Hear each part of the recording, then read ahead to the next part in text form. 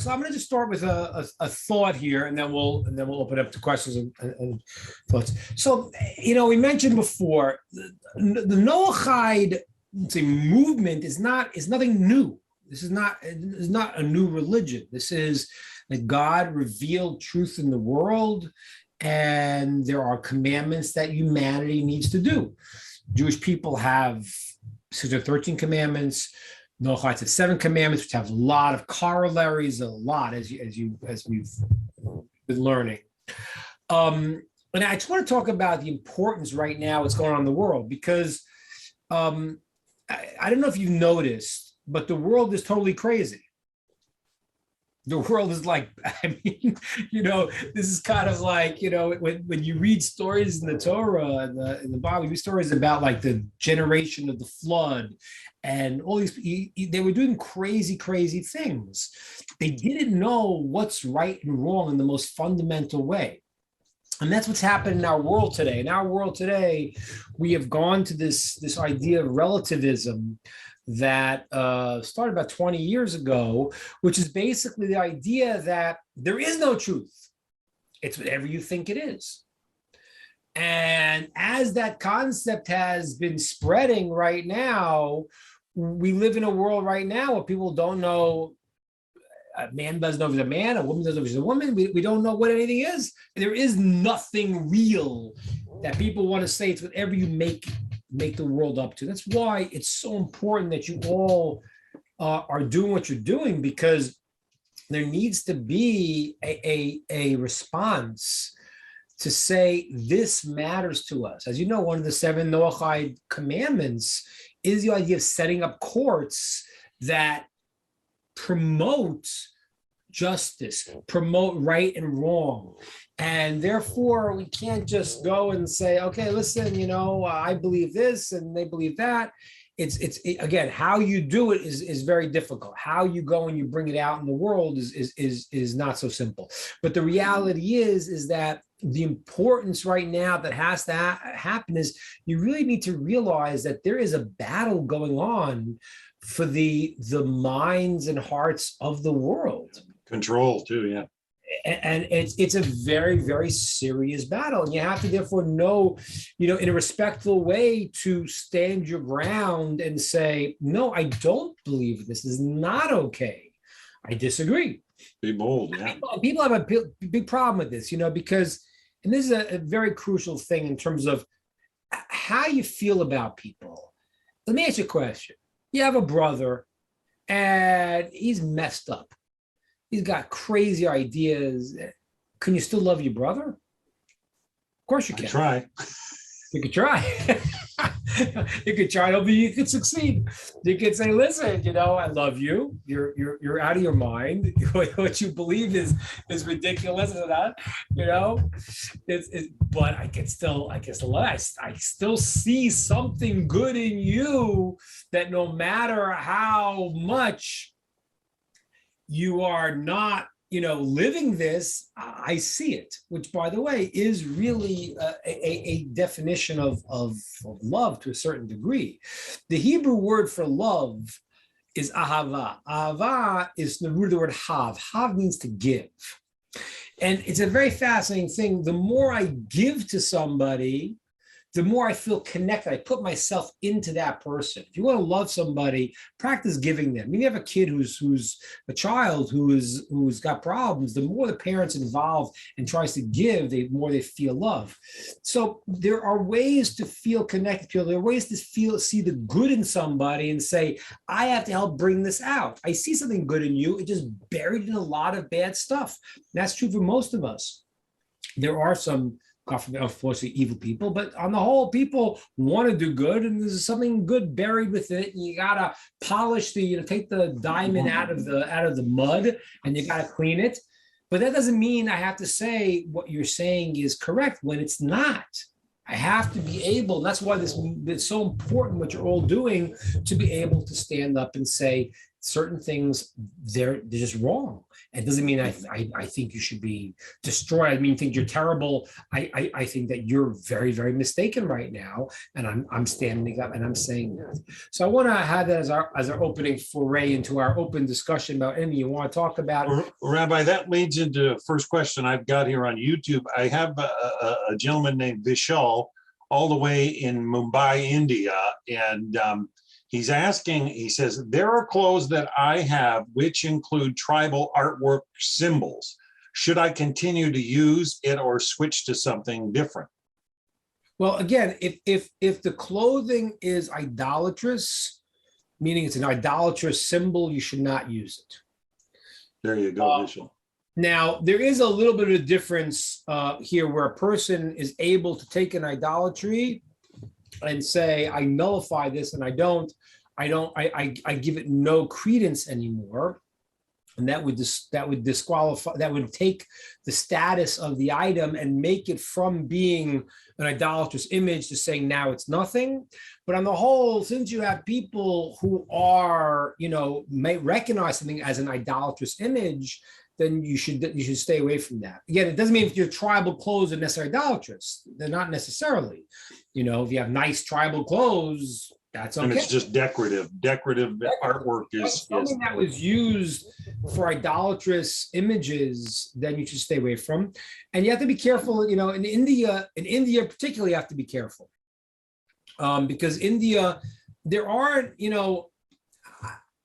there's a question, how many people are really idolatrous in their fundamental beliefs today? Meaning that we have an idea that people learned things from their ancestors and they keep these things going. Certainly the ideas in India in the past, there certainly were idolatrous things. I don't know where India's at today, but there certainly, definitely were idolatrous beliefs and idolatrous images. And I think, you have that the same thing in the world I say about like Christianity, for example, where, most American Christians very often, I don't know in Sweden and other places, but many of them believe, deep down, they believe in one God. But they've been told that it's combinations and they have to understand, no, God is not a human being. Again, that's not possible. You misunderstand the whole idea. God doesn't have components. So, but the striving to believe in one God, and they have a confusion they may have inherited from their ancestors. And that's what we have to do, is to teach them. So in India in particular, even if a person doesn't believe in idolatrous things, certainly idolatry, which was so prevalent in India, there are images there that people still do that you should avoid because they associate them with idolatry, and you want to uproot that and say, no, there is not many powers, there's one power in the world, and that's it. Rabbi, I have a quick suggestion that helps a lot of people that come out of other religions as to know specifically, because when you read the Torah text itself, it isn't as clear as the Mishnah Torah that talks about the laws of idolatry. And that is, it'll say an image under the earth, in the heavens, and they think of just an image as being idolatrous. And what we have to delineate is, it is an image in which deity or divinity, or it being God or a God, is subscribed to as a culture, as a whatever. And if whatever image you have has no association with any of those things as being a deity, now, unless it's used in idolatrous practice. Okay, I want to make sure that's clear. That's why, like things like images of the sun, which have been used. Right. There are certain images that we don't make anyway, because they have been always associated, and they are things that people worship. So again, let me explain here just to go off a little bit what Rod just said on the concept of it. I mentioned this once before. Human beings want to limit God. Do you know why they want to do that? Because the reality is we can't understand God. When I relate to someone, I say I want to understand them. But it says that to understand God in his essence is impossible. There's no way you could have any conception of God in his essence. And therefore, the human beings strive to limit, say, I understand this. Just to give you an example, you have a friend, and you got to like get into other people's heads to realize that they have a different view. But we kind of put our ideas on other people. So does people do the same thing with God. We try to limit. And that's why trying to limit in any way, even if you didn't come to idolatry, is the first step. When you say, oh, I understand God, you know why he does this because of this and this and this. It means you think you understand God. Why did he command me? Oh, this makes sense. That one I don't understand. So once I start to do that, it's a human thing to start to limit. And that limitation of trying to define God eventually leads to why I give images, because why people make images that they worship. Now, let me talk about idolatry a second here, because the idol worshipers today, and India, fascinating that was brought up there, because I mentioned a few weeks ago that the idea that Abraham had certain children. Abraham had Isaac and Ishmael. Ishmael became the father of the Arab nation. And Isaac then had two sons, Esau, who became the father of the Western world of Rome, and Jacob, who became the father of the Jewish people. But Abraham had other children. It says that he sent to the east with gifts.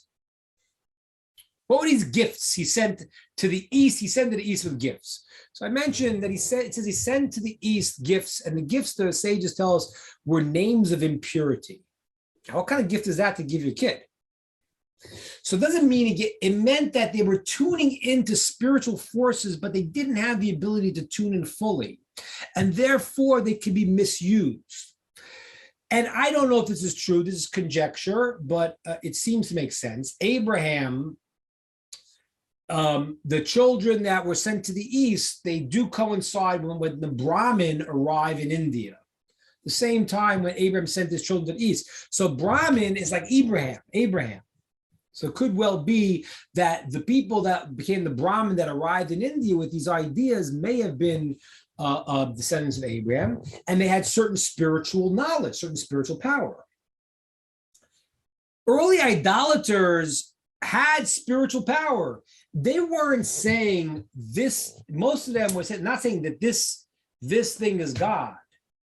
What they were usually saying was, this thing represents a spiritual force above, and we're going to make an image of this thing now and affect the spiritual force. That was the original, like, I don't want to say smart idolaters, because I can't be a smart idolater in the first place, but the ones that were more talented, it wasn't that they believed that the image itself was their power, but they thought the image was a representation of some kind of spiritual power. That's what they believed. And therefore, that's idolatry, because they're trying to hook into a power in the world. In Hebrew, it's amazing because the name of God that is the master, I'll explain some idea or a second. There are many names of God. You have to understand why that is. Why is there many names of God? In Torah, there's Hashem, Elohim, there's just Ekia, there's tons of names. Why? It's an idea. We're not understanding God himself. We don't understand God. Every name is how God relates and acts in the world. There's a name of God called Elohim. That is God as the master of all the powers. He created powers in the world that he runs. And idolatry is trying to hook into a power and trying to manipulate it to get what you want. That's what it is. And that's why it's such a self-serving thing, because it means a person wants to get control. And here it is. I'm going to relate to this power and get what I want, instead of relating to the source of all the powers that he created, which is God himself. Okay, very good. All right. Any other? Let's keep going here. That was my introduction. Yeah, let's keep going. I want to add this while somebody else is getting queued up, ready to roll. One of the big aversions that Christians have when we are told from many Jewish rabbis, Christianity is really not idolatry. based on what you're talking about, that's how we see it. It's that when you consider JC is the intermediary between God and man, and that he is God's son, we just like want to run from that, because to us that seems like idolatry. Yeah, I think it is. It is. Yeah. I think what you're referring to is there is a big debate amongst the rabbis if Christianity is idolatry or not. Certain forms of it for sure are, certain forms of it, but it's problematic. However you want to define it, it's certainly problematic. Three is not one. God doesn't have a son. You can't have a physical image. There are many problems that even if you want to say it's not the straight idolatry, but it certainly is hitting on that in so many ways. So Ricardo is asking, how is it not idolatry? I'm not saying it's not. I think it is, but I think that there are opinions that, since some Christians want to try to say we don't really believe in three gods, we believe in one, so maybe they say that it's not some type of idolatry. But it is, in the sense that the person is attributing it to three godheads. That's a problem. That's idolatrous because there's only one God, and a human being can't be God, and God doesn't have it. So all these things are. So I'm not saying it's not. I'm saying that's what Rod was referring to before. That some people discuss, on the technical legal aspect of, because a lot of times you speak to Christians, and you guys know this better than me, but a lot of times you speak to Christians, and they're like, you get the sense that they want to say, I believe in one God. And so I say to them, so I say, like, why do you hang on to these other things? Like, why do you, and I honestly, as a Jewish person, I have trouble understanding it. I really do. I look at it and say, why are you holding on to this stuff? You believe in, essentially what you're saying, because you're a thoughtful person, you believe in one God. And let me explain why that's thoughtful, just to understand this. The people who were barbarians in the past believed in powers. Look at the ancient Egyptians. I mean, these people were masters of the occult. We can't build pyramids today. We don't know how to do the mummies. They were masters of the occult. So much so that when Moses arrives and he starts doing the signs that God said, Pharaoh says to him, it's brought in the Midrash, says, you're trying to bring witchcraft to the place of witchcraft? This is what we do. So they understood that they were hooking into these things. So, but in a certain sense, as I mentioned before, the revolution of Abraham was the most successful revolution in history. The belief that there is one God. And I want you to understand why it changes everything. When you believe in these powers, your world is a cruel world. Your world is a world that there is no perfection, there's no truth, there's no right, there is just warring things, like, when you learned in mythology in school what the Greeks believed, and they had their gods fighting each other. That's the way the world was. The modern thoughtful person wants to believe there is a whole unifying system. Even in science, the four force, the nuclear force, the strong force, the weak force, gravitational. There is a belief in scientific world that there should be a unifying theory. We should be able to pull it all together. Why do they think that? Because when you look at the world in an enlightened way, you see it comes from one source, and things make sense, and things fit in, and things go to a purpose. When you look at the world as random powers, it's a messy, bad place. Right. So the ancient mind was that. The ancient mind was like, even if you read in the book of Daniel, it's like fascinating. You read, like, the story of Nebuchadnezzar, the powerful Babylonian king, and when he realizes God is, God, he almost kind of can't say it. He wants to bow down to Daniel. And Daniel says, what do you mean? Not to me. What are you talking about? But he's like, no, I don't really mean that. I know God is the God, but you're the little God. So it's like, it's this mindset of manipulating powers to get what I want and not realizing the unity of the world as God's plan. Modern people who are intelligent realize that that doesn't make sense. And that's Abraham's revolution. You know, I was talking about Abraham's revolution. It's great. You know, as he has a revolution. And this was my, you know, like I as many of you know, I just retired from my synagogue here in Atlanta. But when we started the synagogue, basically I told everyone, come to my house. I'm going to feed you and give you a drink, and like that's how kind of I built the synagogue. So where did I get that from? I got that from Abraham. What was Abraham doing? Was he fooling people? No. What he was doing was he was saying, when you believe the world is this power, that power, the world is a mean place with these rivaling things, when you realize that God created the world to give us, there is a goodness that is the structure of the universe. And that really is why modern people. So my answer to your question, Ricardo, is like this, is that I do think it's idolatrous. However, when I talk to sometimes to Christians, I feel like you can get to them. And you guys can get to me more than me because you understand it. I'm like, why are you holding on to these things? Why do you want to twist your head and believe in three is one? And why do you want that for?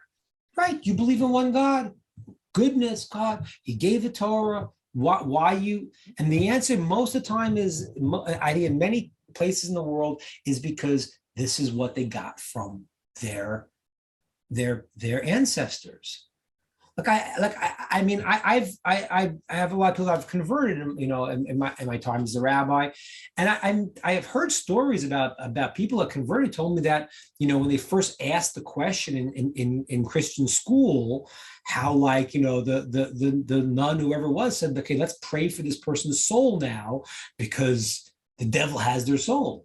If you teach a kid that, the kid's never going to ask a question again, right? The kid says, I don't understand. How could three be one? And then you say, okay, you're going to hell. You know, in Judaism, you can say that word. It's not a dirty word. It's Gehenna. So then the person, I can't ask. I got to shut down the part of my brain because of the fear of what I've been given over. And that means that they might not want to believe it, but they may be afraid to really question. Okay, good. What else? Sandy? Sandy. Oh, hands up. Right. Thank you. Hi, Rabbi. I spent my life in Christianity until about 10 years ago when I met Rod and started studying with him. And I was taught all of that time that Satan was this powerful being that was everywhere, walking around like a lion, seeking whom he may devour. That was the phrase we kept hearing over and over, and that he was this powerful being. So if we take the doctrine of the Trinity out of Christianity, would the fact that we've still got this idea of Satan as this powerful being, wouldn't it still be idolatry? Yes. The idea of Satan, the way the Christians understand it. I'm not an expert in Christian theology, but from what I understand, the way they believe idea of Satan, that is idolatrous, 100%, and that is not what it is. Let me explain what it is. It was a very famous teaching from one of the very deep mystical books, but I think this is appropriate for everyone to share. The analogy is like this: is a person, let's say, is a king, and the king now raises his son. He trains his son, and he wants him to be a high, moral, righteous person. And the son goes through his training, 20 years. Now the father sends him out in the kingdom, and he gives him money, and he dresses him up, and he says, remember everything I taught you, and be a righteous person. Son goes out in the kingdom. Then the father, the king, hires a woman to try to seduce the son. So now the woman is working for the king. So as the woman is trying to seduce the son to get him to do these things, she's hoping he says no because she works for the king. The force of evil has no power of its own, and that becomes idolatry. That's the Christian belief, or become idolatry, that God's in a fight with the devil, and even if he's going to win in the end, according to them. But the mere fact there's a fight, that's idolatry, right? It means it's another power. Rather, what is it? Is that God creates this force of concealment in the world, and that the mission of that force is to give us the challenges that we overcome. The force that God creates in all of its ways explained as the Satan, or as the Yetzer Hara, the force of negativity in individuals, all of that concept, even the angel of death, it's all the concept of concealment in the world, that what God does is he creates the idea of concealment to test us, to have us overcome it. But that's not separate from God, that's working for the king. I see I missed the written question there. So if someone wants to tell me what, I could probably pull up in my chat. It's just a comment. And you answered it already. The next one's Ricardo said he never really understood the whole fight issue between, Christians used to talk about the devil, etc. Atalo has a question or comment. Okay, Talo. Hi. When Pharaoh was worshipped as a god, as a fake god, if you would bow to him, technically that would be idolatry, right? Yeah, I didn't hear I didn't hear who you said originally. Pharaoh. Pharaoh. Sorry. Yeah, Pharaoh did make himself a god. Yes, Pharaoh was claiming, as was many of the people of those times, the king Gotham's claimed that they were gods. Yeah. So if somebody had the intention of bowing just as a king, it doesn't matter what your intentions are, or you're still doing. Great question. It really it centers around the whole story of Purim that we just had right now, when Mordechai wouldn't bow down to Haman.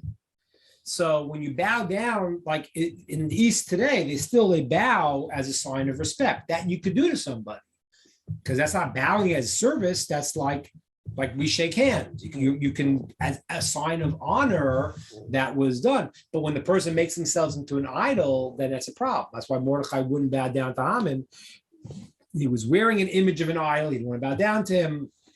So the idea of bowing as an honorary statement to a person like a king, if he's not claiming he's God, then that is just an honorary statement. Once he says he's God, that's a problem. Okay. For sure. One more. Yeah. In the difference between idolatry and technical halacha idolatry, and idolatry is the idea, like different ideas that are idolatrous. What's the difference? Is there something to separate them, or the difference? We talked about this last week a little bit. The difference is that everyone here is an enlightened person that wants to do what is right. The thoughts we have in our head come out in our life. I'll give you an example. If you have somebody you're angry at, husband, wife, angry at each other, and you decide not to say it, at some point it slips out. They press a button, and all of a sudden, whatever's been cooking in your head comes out. Why? Because your mind is the place that is the control tower that will eventually lead to what you feel and what you do. There's two relations. I think we talked about it once. There is the mind, and I think you actually asked me this a couple weeks ago, but you have the mind. When you know certain things, you could affect the way you feel about it and the way you act about it. And then there's the feelings that sometimes can affect the mind. But the point is, you have a control tower here that if you know what's right, you can then work on developing the feeling, the action. So to be obligated as a person doing a tremendous negative thing by doing idolatry, it comes down to various actions. Even various thoughts of accepting idolatry are a problem. When there's subtle thoughts, so for people that are not so, advanced, so they don't realize, but the subtle thoughts think they can come out later on as actions that will be bad and will be borderline on an act of idolatry. That's why I'm explaining those. So for example, let's say a person, they're not that smart. They can't understand the idea of one. So they have these things of like power, and then they don't think they're doing idolatry, but then it might come out, oh, I did this in this way because I wanted. So the actions that follow from the mind, if you don't have a clear understanding of it, could be tainted. So the difference is that there are actions that we do that are considered idolatrous. We mentioned that last week, the different things that any way the idol is served, or the 4 ways that in Judaism, where they bring offering, they would shech the animal, slaughter it, and they would put the blood. We mentioned this last week. The 4 different aspects, those are actions of idolatry. A belief in another power is a problem too. To believe there's another God, to believe that there's multiple gods, that is even by idolatry goes by the thoughts also, because if you believe it, it's a problem. So then there's subtle thoughts that to understand them is important, because if you don't get them right, it could come out in an action that would also be a problem. Like a gateway. What's that? Like a gateway to idolatry. That's right. That's why it's very good. Yeah. Stephen asked a question. He said, what about pictures in your home, or sculptures, or such a thing that aren't worshipped? Are they idolatrous? I think I explained this a little bit earlier, but you might want to reemphasize. Well, pictures generally aren't. Some sculptures might be a problem. Right. Different opinions about that. Like a full human sculpture has problems. Yeah. Like Rod, back in 2016, Rod, I won a Remy Award from Houston World Fest, and I opted for a crystal flat plaque rather than the statuette. And I was reading up in the divine code, and there was, as Rabbi had mentioned earlier, if the statue had the nose knocked off or the ear broken off or something, made it permissible, but it was still gray area. So I just stayed away from it and got the crystal plaque. So right, the whole image of a human being is a problem. There's certain images like that. There's discussions about possibly a lion and lion, eagle, a human face, and a bull, or some people say it's all together. There are certain full sun should be avoided. So there are certain 3D images that should be avoided. These things, the verse says not to make don't make with me. Hashem says that images of the sun and the moon. So there's certain images that themselves are problematic. Generally speaking, today, most pictures, unless the picture is of an idolatrous nature, most of our pictures, if they're not 3D, are not. Again, if something is used for idolatry, then it's a problem. Certain sculptures are, if they're full human beings, they should be avoided. Ideally, probably should avoid, even though there's different discussion about it, you should probably avoid like a lion, a bull, and an eagle, full picture. You probably should avoid that. Those are basically the idea. I just gave the link to Fred Rawls, who's joined us from Kentucky, right? Fred, you're in Kentucky? All right. I know Rabbi Ingber. We've had very similar classes. That's right. way back in the day. That's Somehow right. we got disconnected. Okay, you got reconnected again, huh? Good to see you, Rabbi. You too. Okay, good. So did you have a question, Fred? No, but you're in Atlanta, right? You're in Atlanta. Right. Yeah, we like Kentucky. Yeah. As you can tell from my southern accent, I wasn't born in Atlanta, but Right. And my fiance lives in Birmingham, so that's only like 2 hours from Atlanta. So Right. I was the rabbi in Birmingham for a few years. I know Birmingham well. Yeah. maybe on one of my journeys down there, I can make it over there. Okay, it'd be great. Yeah, I like Birmingham too. All right, good. So very good. Any other questions, or I can keep adding things, but it can go idolatry. You can go into anything else. It doesn't have to be on that. Rabbi, I've got Nina from Brazil asking about a mandala. Is that something that should be avoided? What's I don't know what mandala is. What's a mandala? Let me just see here if I can. Also, Sandy's in the queue, Rabbi. Okay. So, Nina, we're going to look up what a mandala is. Dan's going to explain it to me in a second. Let me take Sandy's question and tell me what a mandala is, and I'll try to define it. Sandy, so what are you going to ask? Yeah, It comes from Sanskrit, Hindu. It's a symbolic diagram used in the performance of sacred rites as an instrument of meditation. It's basically a representation of the universe, a consecrated area that serves as a receptacle for the gods and as a collection point of universal forces. Yeah, it doesn't sound too good. Yeah. The meditation, and this is where, by the way, I'll just divert onto your question in a second. Talk about astrology a second. Astrology. Yeah. Can you see this picture, Rabbi? This is a mandala.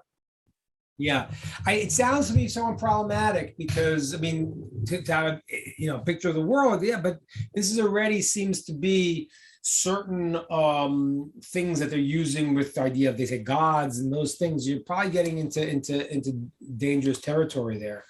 Like for example, when you look at astrology, there is a real root to it that's true. There are aspects of it that are real. Now, you have to understand what this means. Let me explain by astrology a second. Astrology, we have a book that was written by the first human being, Adam Arisha. There's a book. We have a book that he wrote. It's called Sefer Malach Raziel. The angel Raziel, he has a book that he wrote. In that book, which is a tribute to the first man, human Adam, there is a chart of astrological signs. And it actually is very similar to what we have today. In Hebrew, it goes by the month, because in the solar calendar, it goes to the 22nd day or something like that. In Hebrew, there are months. Each month is a different sign. So now I want to understand that there is an influence of the stars, but here's the problem. Why is it idolatry, or has the potential idolatry? Because what people think is that the stars are causing these things, or the force that's in charge of the star is causing that. When people understand that God created the world and there are many aspects of the universe that reflect God's flow, it's called the mazel, the what he's giving down to the people and the world, those could be, if you know how to read a sign, you could see maybe the imprint of that in the stars. So then you could theoretically be correct. But the problem is that as this object you mentioned before, for generations, idolaters are taking it and trying to use this for different forces of the world, and then they create things that cross over a line instead of realizing, like, for example, the month of when is Rosh Hashanah, the Day of Judgment. It's in the month of Tishrei, which is generally, I guess, October time. So that month is a month of scales. That's a time of judgment. That's not an accident. That there is judgment in that time of the world. That's a real thing. That's why God created the world. That's a time of judgment. So, but when people who don't know now, don't understand Torah, go and they take it, they start to make up crazy things, symbols, yeah, and then that goes out. So that's so I would stay away from that, because she said it in the context of what if it's for homework or as part of a career. And I said, well, what kind of class is it, or what kind of job?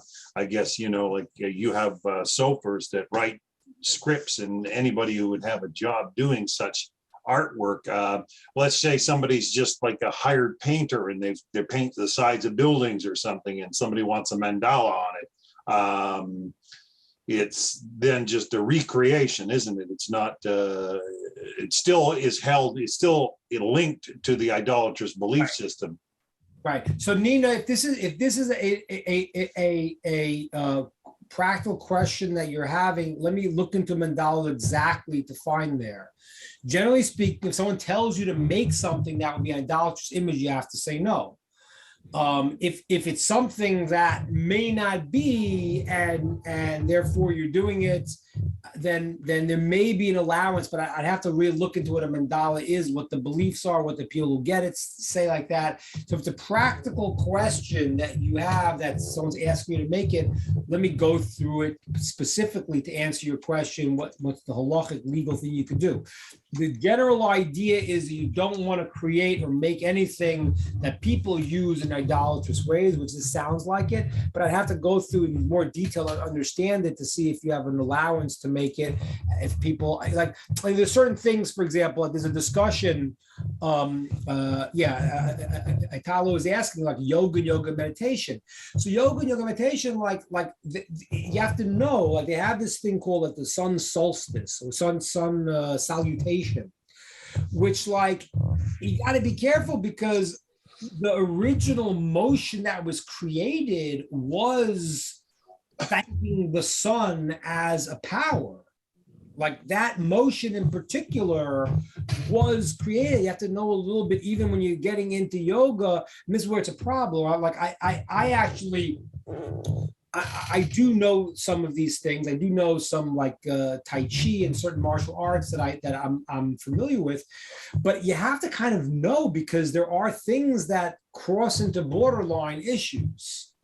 So you got to know where you're talking about. And that's why in the mandala, I got to find out if, like, for example, there's a question today. Let's see. It is a religious element. It is a religious. It is done today because, like today, there's a question. Like, if you go to school and they make you learn in school Greek mythology. This is our next question. I got Zakia down in Lima, Peru, and she's asking, "What about sculptures?" Because she's an artist, right? She's a painter, and some of her classes, in order to pass, she's got to do 3D sculptures of certain parts, or full body, certain things like that. And I from my understanding, we discussed that a little bit earlier, right? There's a whole bunch of restrictions when it comes to sculptures, isn't there? Well, but again, I'm gonna. I know it's how, like, I got your message for me. If anyone's got a question that has to be answered in very great detail, my email is rabbiingber@gmail.com. You can send me exactly, because when you get into halakhic questions, you got to go into a lot of great detail. So I'm giving you a general, but if it's something particular that you are going through, then you can email me and I'll try to answer. Generally speaking, with sculptures, you want to be careful and you want to avoid doing a full body that looks exactly like a person. If it's missing something, that would be okay. Now, what happens if they're forcing you to do it and it's your career and they're not going to use it for an idol? That message me and I'll answer you that particularly. Generally speaking, you don't want to create a sculpture of a full person. If whoever asked the question, email me rabbiingber@gmail.com, INGBER, and give me exactly your case, what they want you to do, and I'll try to answer it. Yeah, I gave her your email in the chat room.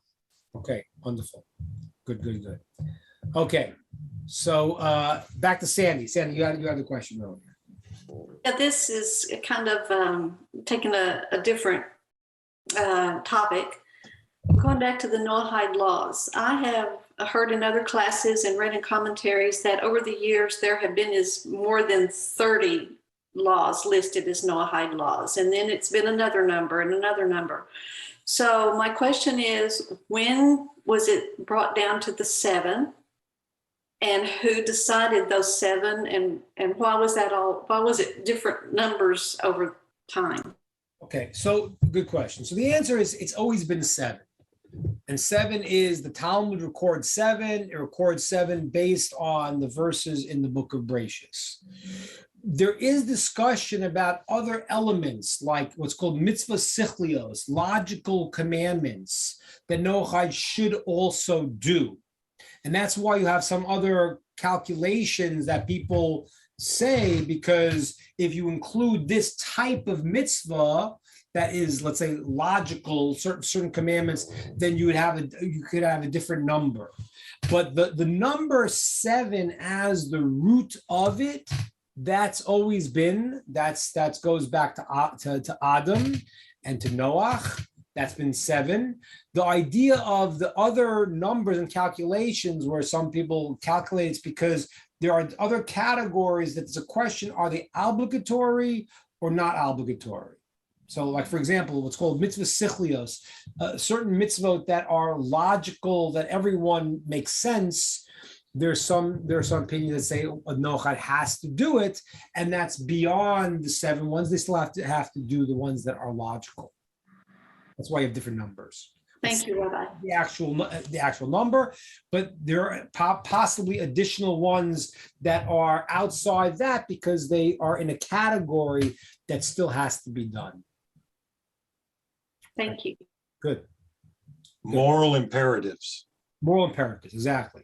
7 moral imperatives, and that's how I started today's session, which really is, let me tell you like this. If the world wouldn't steal that one Noachai commandment, the world would be a great place. Because stealing is not what you think. Stealing is not going and robbing a bank, that we know. Stealing means you didn't cut the guy in line, means you didn't waste somebody's time, means you didn't wake somebody up. It's a sensitivity to the boundaries of human beings that once society relates to people as what I cannot infringe upon what's yours in any way, shape, or form, then society would have harmony. So it's not just don't go rob a bank. That's not what it is. Stealing. It's why Noachai can learn the details of these great questions throughout the Talmud. If you go and wake somebody up, have you stolen their sleep? Be careful. You don't want to wake people up unless they want you to wake them up. But otherwise, you decided that you're going to go fix your house at 5 a.m. and you're banging there and you wake everybody up. You may have just stolen their sleep. That's why some say. I got a lot of neighbors doing a lot of work here. I can tell you, it's not pleasant. That's why you also hear about 100, and can you subdivide them into even more categories, more mitzvahs? I mean, 100 of the Noachai commandments, you're saying? Yes, I think I heard of 90s on the 90s. I don't know. It's a question of a count. There's a lot of different counts, but again, 7 is the root.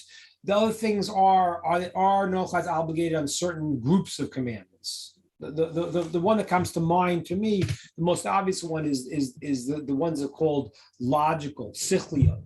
So the opinion is that Noachai are obligated on that also, which gets you to a very high number because there are a lot of commandments that make sense, that are not like, say, let's say, I'm wearing tzitzit here, that I could not have thought on my own. It's God giving me a commandment that reminds me of the commandments. But there are certain commandments that are simply logical that a person should do. That's simply, but they're logical, and so that's why the numbers grow. Different counts.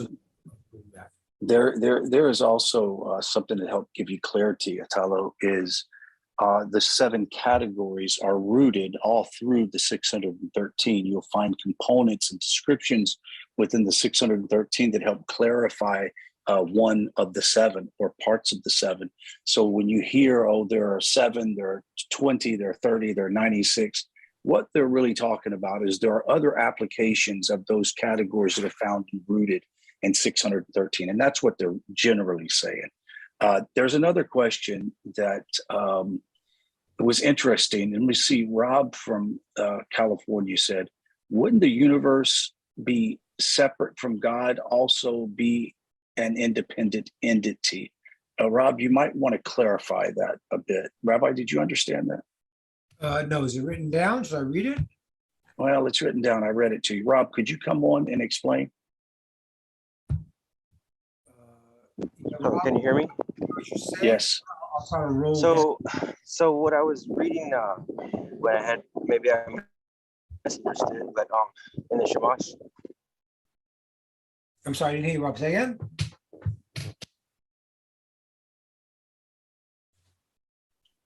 You cut out.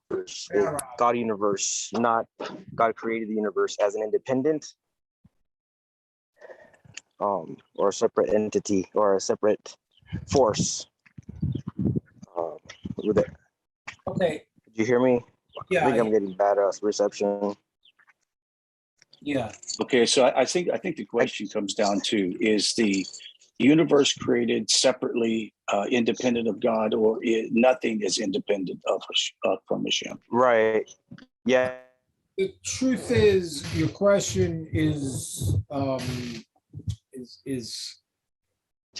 very, very deep question that you have to get into a lot of Kabbalistic discussions to fully answer the question. God created an entity. We in this world are created as separate beings, separate entities. We don't understand how, from God's perspective, there is nothing that is called separating from God. His presence fills everything. We don't understand that. From our perspective, we see ourselves as separate, and we see everything as separate. We don't understand what it means that from God's perspective, there's nothing else in the world. We can't understand that. Once you understand that, you would disappear. You wouldn't be able to exist because you'd be.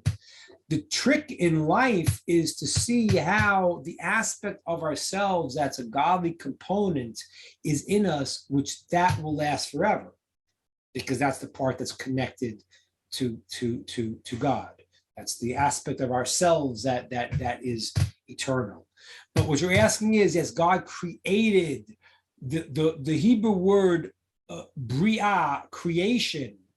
It's in the word bar is outside.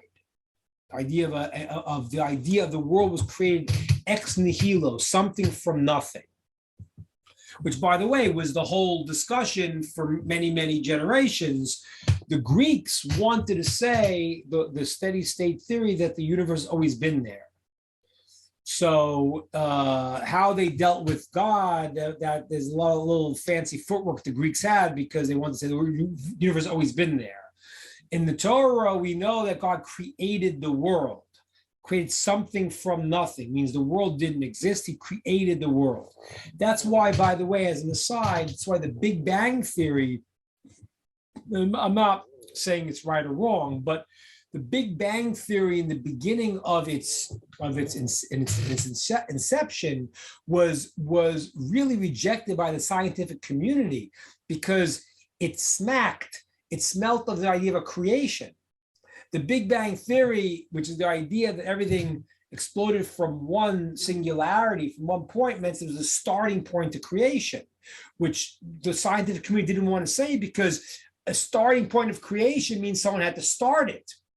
The theory that the world was trying to say until then was the universe always exists. So don't ask me who made it. It's always been there.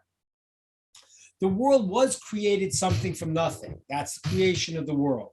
So God did create things that have the quality of being outside, that we're not God. These entities are, that's the mistake of, let's say, the people in the East who want to say that, oh, everything is God. That's a mistake. No, God created entities that are not God. They're separate, different things.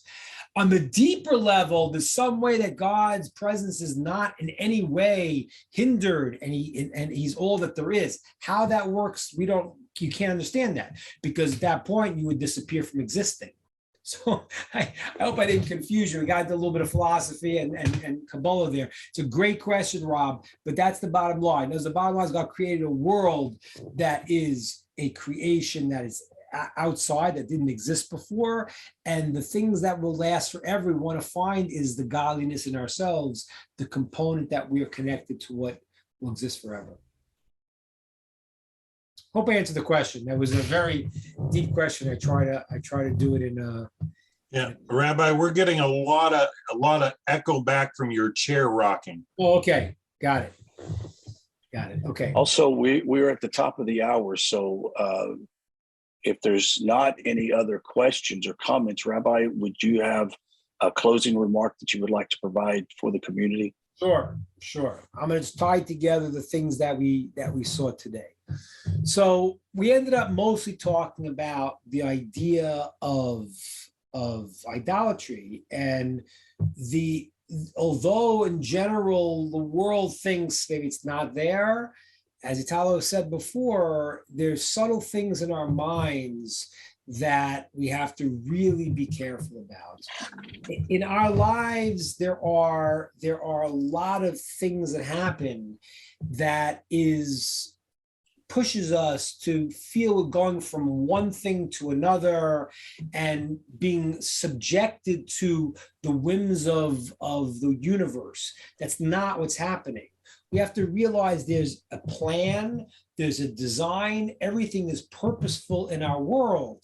That's the concept of saying the Shema.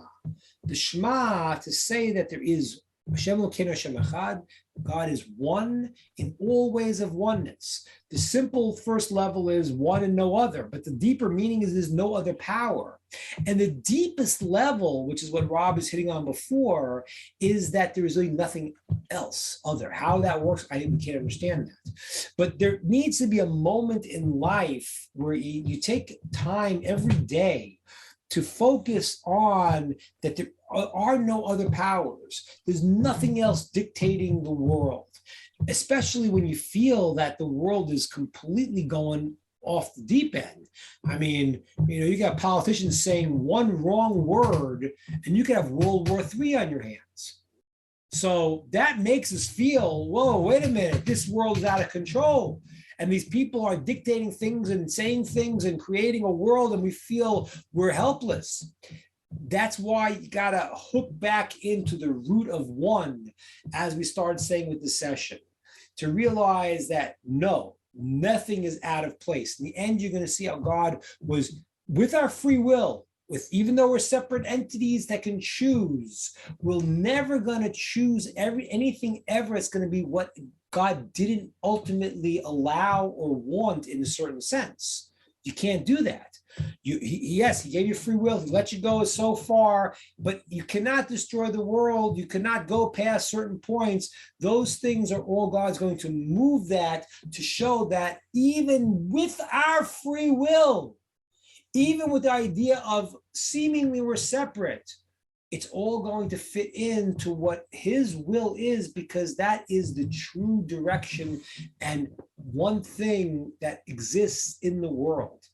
And so my encouragement to you all is to take a little bit of time every day, just to close your eyes and to really realize there's one source and he's directing the world and there are no accidents. The idea of a random world is the cruelest, most bizarre concept. The idea that is the understood conventional wisdom that the world's an accident is a painful reality, that it would be the cruelest place in the world. I get hit by a bus, no reason, nothing. There's no reason. You can't say it's unfair because there's no reason. That's the opposite of Torah. And that's why if you look in the Torah where it says there's the blessings and the curses, God says, if you say it's an accident, why this happened to me? It's an accident. It says God responds to us b'chamas keri, with the anger of the accident. God's not trying to hurt us, but he's saying you're entering into a world where you're seeing things as just happenstance. You're stuck in that reality, and you're going to get stuck deeper and deeper. And therefore, it behooves us to take a moment. None of us here, no one here in this call, thank God, are idolaters and this and that. We need to focus our minds to realize the power that there is one master of the world, is one plan, and nothing is going to change that or hinder that in any way. Beautiful. Yeah, the complete and utter sovereignty of Hashem. Yes. All right. Dan, go ahead if you want to go ahead and close out. Okay, I think we're going to close it out for today, folks. Thanks for everybody that joined from India and Peru and in Germany, those of you that came from all around the planet to catch this session. Rabbi Ingber, are we on for next week as well? Are we aiming for? Is that in the books? On for next week, same time. We may do a topic. If you have requests, you could send it to me in an email. I wanted to do a little bit of the question and answer just to get to know the group a little bit. I'm used to teaching live and you get to see people. So I want to get to know you a little bit to hear where everyone's at so I can tailor make my classes for what you all need. Oh, bless you, Rabbi. Bless you. Well, everybody have a wonderful, wonderful week. And we'll see you back here next week for more of our Working Together series with the Nativ group down in Texas. Always a joy to be with many people in a Zoom room. Have a wonderful, wonderful week. Bye for now.